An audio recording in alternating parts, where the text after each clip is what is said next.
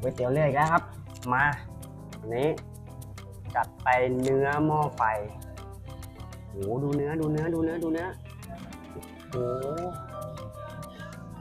ไป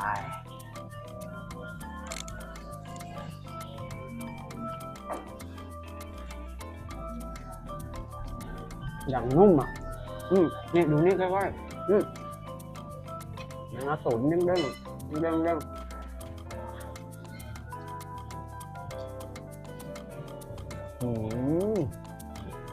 เอ็น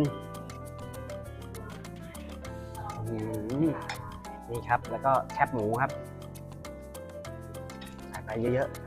ๆมาไป